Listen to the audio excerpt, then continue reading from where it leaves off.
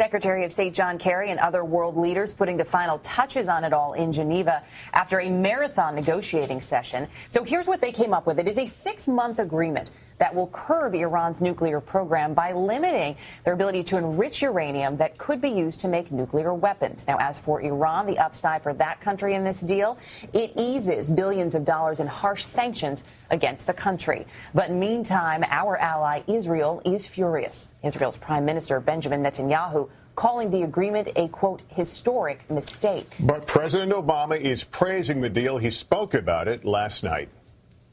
As President and Commander-in-Chief, I will do what is necessary to prevent Iran from obtaining a nuclear weapon.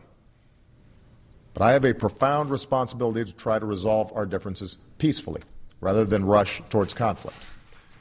Today, we have a real opportunity to achieve a comprehensive, peaceful settlement, and I believe we must test it.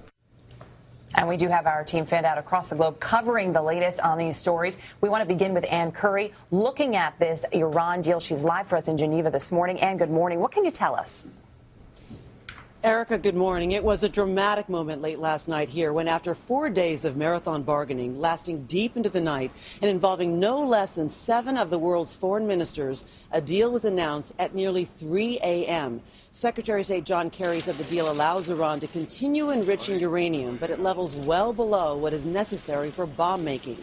It also freezes or rolls back other parts of Iran's nuclear program. That includes a much-disputed heavy water plant that could produce plutonium for bombs. But Iran's Foreign Minister Zarif told us in an exclusive interview last night that the deal does not halt the construction of the plant. In return, Iran receives limited and reversible relief from sanctions, estimated at a value of $6 to $7 billion. Now, while some have hailed the deal as an important first step toward a final comprehensive nuclear agreement, both Iran's foreign minister and Secretary Kerry were cautious. It is not hard to prove peaceful intent if that's what you want to do.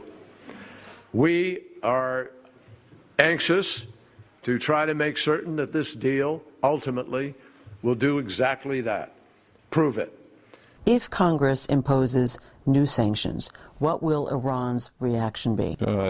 If there are new sanctions, then there's no deal. Very clear. The first step is End dead. of the deal.